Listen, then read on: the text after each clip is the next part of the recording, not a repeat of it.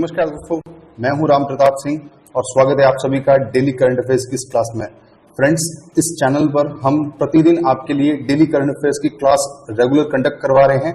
तो अभी तक आपने इस चैनल को सब्सक्राइब नहीं किया है तो कृपया इसे सब्सक्राइब कर लें ताकि ऐसे ही वीडियोज आपके पास रोज पहुंचते रहें। तो चलिए बिना किसी देरी के वीडियो को शुरू करते हैं। प्रश्न संख्या 1 आपकी स्क्रीन पर है। निलंबित 14वें आईपीएल संस्करण की मेजबानी कौन सा देश करेगा? पहले जो आईपीएल अप्रैल के महीने में होने थे उन्हें कोविड-19 के चलते है वो सस्पेंड कर दिया गया और उनकी मेजबानी है वो फिलहाल संयुक्त अरब अमीरात यानी यूएई यूनाइटेड अरब अमीरात है वो वहां पर इसका आयोजन किया जाएगा। संयुक्त अरब अमीरात है वो निलंबित हुए 14वें आईपीएल संस्करण की है वो जितने भी शेष मैच बचे हैं उनकी मेजबानी करेगा। आईपीएल के मैच है वो आपके अब बचे हुए मैच यूएई में संपादित होंगे। ये है आपके यूएई का फ्लैग है, इसको आप थोड़ा याद रखें। बढ़ते हैं अगले प्रश्न की तरफ। प्रश्न संख्या 2 आपकी स्क्रीन के ऊपर। विश्व तंबाकू निषेध दिवस किस तारीख को मनाया गया? प्रतिवर्ष डब्ल्यूएचओ और उसके साथ जितने भी साझेदार हैं, जितनी भी आपकी फेवरिंग कंट्री है उनके द्वारा प्रतिवर्ष 31 मई को विश्व तंबाकू निषेध दिवस यानी वर्ल्ड नो टोबैको डे है वो सेलिब्रेट किया जाता है। इस दिन प्रतिज्ञा ली जाती है कि आपका जो भी तंबाकू प्रोडक्ट है, जैसे वो गुटखा है, सिगरेट है या इत्यादि जितने भी आपके नशीली पदार्थ हैं उनका सेवन है वो उनको क्विट करना चाहिए। बढ़ते हैं अगले प्रश्न की तरफ। प्रश्न संख्या 3 किस देश ने अपनी 2 संतान नीति को समाप्त करते हुए जोड़ों को 3 बच्चे पैदा करने की अनुमति दी है? तो हाल ही में चीन ने अपनी नीति जो पहले टू चाइल्ड पॉलिसी को बदलते हुए उसे अब चेंज कर दिया है और अब वो 3 चाइल्ड पॉलिसी पर काम करेगा। 3 चाइल्ड पॉलिसी, और ये बनाने वाला जो देश है वो चीन बन गया है। तो चीन ने अपनी सख्त नीति को है वो समाप्त करते हुए जोड़ों को 3 चाइल्ड पॉलिसी पर है वो अपनी अनुमति दे दी है। चीन के पीछे इस निर्णय ले जाने का ये कारण माना जा रहा है कि चीन में है वो चाइल्ड सेक्स रेशियो यानी जो आपका लिंगानुपात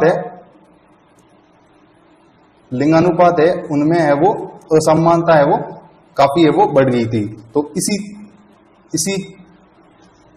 इसी दुविधा को कम करने के लिए चीन ने अपनी सख्त नीति को है वो बदलते हुए जोड़ों को है वो 3 चाइल्ड पॉलिसी की पालना करने की अनुमति प्रदान कर दी गई। बढ़ते हैं अगले प्रश्न की तरफ। प्रश्न संख्या 4 विश्व के सबसे बड़े संग्रहालय लोवर का प्रमुख किसे नियुक्त किया गया? तो हाल ही में फ्रांस के द्वारा लॉरेंस डेस्कॉस को है वो विश्व के सबसे बड़े संग्रहालय यानी लोवर का है वो प्रमुख नियुक्त किया गया है। फ्रांस के राष्ट्रपति ने 1 सितंबर तक दुनिया के सबसे बड़े संग्रहालय का नेतृत्व करने के लिए पेरिस में लॉरेंस डेस्कॉस को है वो इसका प्रमुख है वो नियुक्त किया गया है। देखते हैं ये संग्रहालय कैसा है। ये विश्व का सबसे प्रसिद्ध है वो वह सबसे बड़ा संग्रहालय यानी म्यूजियम है वो माना जाता है। और ये म्यूजियम है वो फ्रांस की राजधानी शहर पेरिस में है वो स्थित है। ध्यान रखें ये पेरिस के अंदर स्थित है और विश्व का सबसे बड़ा है वो संग्रहालय यानी म्यूजियम माना जाता है।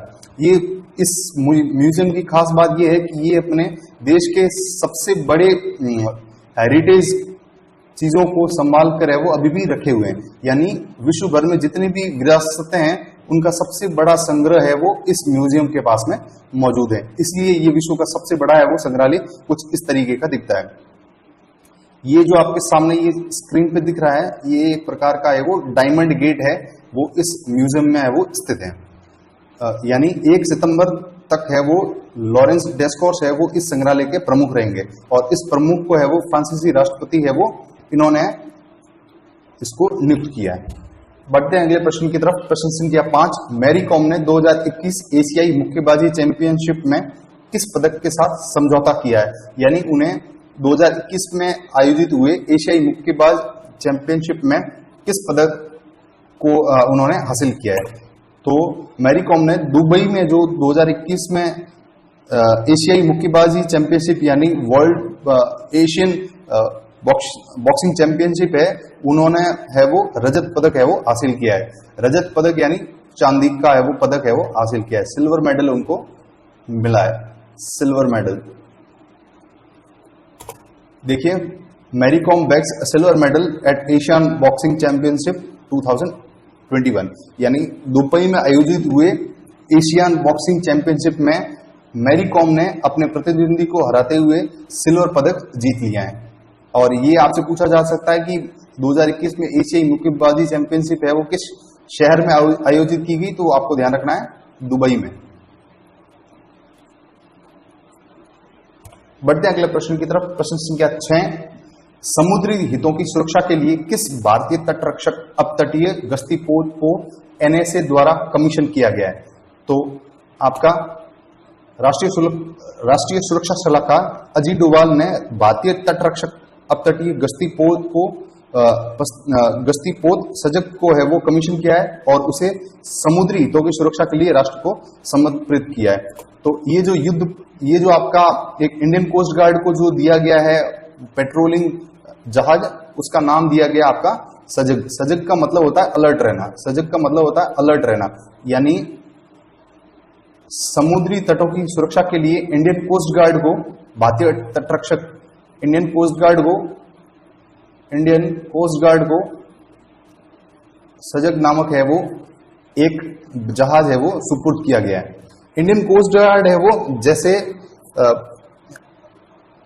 जैसे बीएसएफ है वो जब तक कोई युद्ध आरंभ नहीं होता है तब तक भारतीय सीमाओं की है वो सुरक्षा के लिए है वो सीमा सुरक्षा बल बीएसएफ का है वो इनकी निगरानी में रहती है वो फेंसिंग, तथा जितनी भी समुद्री सीमाएं हैं वो जब तक है वो कुछ हद तक है वो भारतीय जितने भी तट हैं, जितनी भी कोस्टल लाइन है, उन सभी की है वो सुरक्षा की जिम्मेदारी है वो इंडियन कोस्ट गार्ड पर रखी जाती है।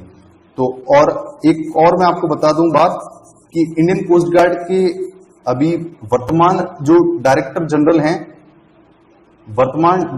जनरल हैं वो हैं आपके कृष्ण स्वामी नटराजन। तो इसका भी आप थोड़ा ध्यान रखें। कृष्ण स्वामी नटराजन है वो इंडियन कोस्ट गार्ड के हाल ही में डायरेक्टर जनरल है। और इंडियन कोस्ट गार्ड के साथ साथ ही आपको इंडियन नेवी का भी पता रखना है कि इंडियन नेवी के जो अभी चीफ ऑफ नेवल स्टाफ हैं वो है आपके एडमिरल करमवीर सिंह। करमवीर सिंह है वो फिलहाल भारतीय नौसेना के है वो प्रमुख हैं, करमवीर सिंह।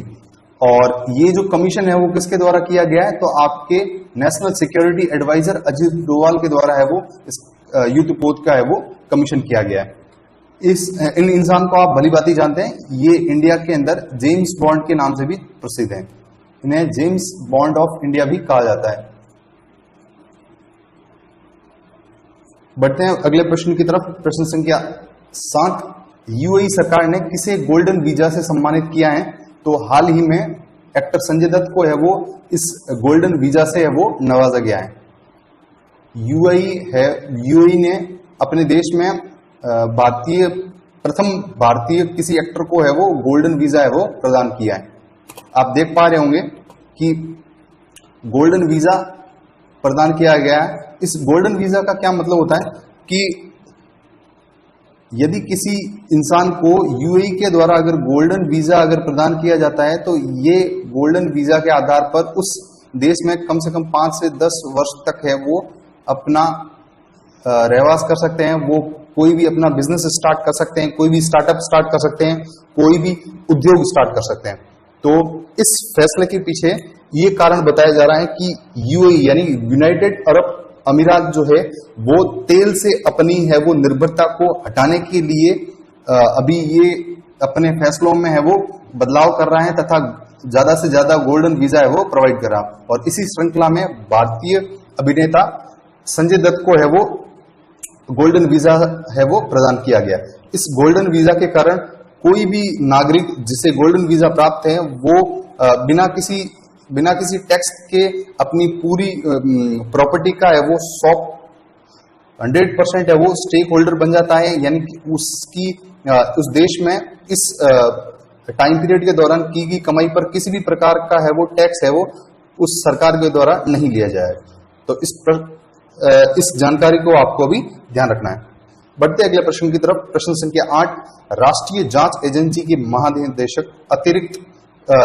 महानिदेशक का अतिरिक्त प्रभार किसे दिया गया? तो हाल ही में केंद्रीय गृह मंत्रालय के द्वारा एक बड़ा फैसला लेते हुए कुलदीप सिंह को है वो राष्ट्रीय जांच एजेंसी यानी NIA नेशनल इन्वेस्टिगेशन एजेंसी का है वो अतिरिक्त प्रभार सौंपा गया है। CRPF के महानिदेशक कुलदीप सिंह को NIA के महानिदेशक का अतिरिक्त प्रभार दिया गया है। नेशनल इन्वेस्टिगेशन एजेंसी यानी NIA है वो जिसका गठन आपके 2009 में भारत में हो रहे अपराधों की जांच के लिए है वो इस संस्था का है वो गठन किया गया था। ध्यान रखना आपको, NIA का जो गठन है वो 2009 को किया गया था। और ये जो एजेंसी है वो IB, रॉ की तरह है वो ये तीनों एजेंसियां हैं वो मिनिस्ट्री ऑफ होम अफेयर्स के अंडर में काम करती हैं। और अभी जो वर्तमान जो आपके गृह मंत्री है वो कौन है? अमित शाह। इसको आपको याद रखना है। अमित शाह है वो अभी गृह मंत्री है और इन्हीं के है वो आदेशानुसार राष्ट्रीय जांच एजेंसी का जो महानिदेशक है उसे कुलदीप सिंह को बनाया गया है। ये कुलदीप सिंह है जिनके पास अभी NIA का है वो अतिरिक्त प्रभार रहने वाला है। तो आपको याद रखना है कुलदीप सिंह के पास NIA का चार्ज है, NIA और आपके CRPF का यानी central reserve police force CRPF और NIA के जो अभी महानिदेशक हैं वो आपके कुलदीप सिंह हैं। ठीक है, बढ़ते हैं अगले प्रश्न की तरफ। प्रश्न संख्या 9, किस मंत्रालय ने युवा प्रधानमंत्री योजना युवा लेखकों को सलाह देने के लिए शुरू की है? तो मैंने आपको कल भी बताया था कि प्रधानमंत्री के द्वारा बैठक की गई, उसके बाद शिक्षा मंत्रालय के अंदर जो हायर एजुकेशन डिपार्टमेंट है, हायर एजुकेशन डिपार्टमेंट के द्वारा एक योजना चलाई गई जिसके अंतर्गत युवा लेखकों को सलाह देने के लिए यानी मेंटरशिप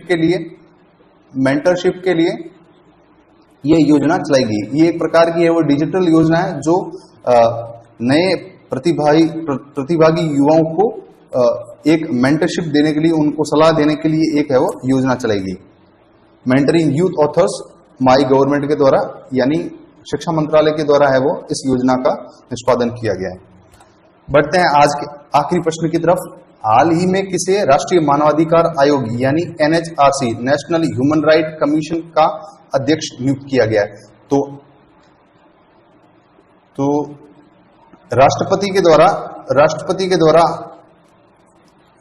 एक नोटिफिकेशन भारत के राष्ट्रपति के द्वारा एक नोटिफिकेशन जारी करते हुए जस्टिस AK मिश्रा को है वो भारत का है वो नया राष्ट्रीय मानवाधिकार आयोग का है वो अध्यक्ष नियुक्त किया गया है। अब देखते हैं कि NHRC क्या है, वो इनके क्या क्या फंक्शंस रहते हैं। NHRC का गठन है वो आपके 12 अक्टूबर 1993 को किया गया था।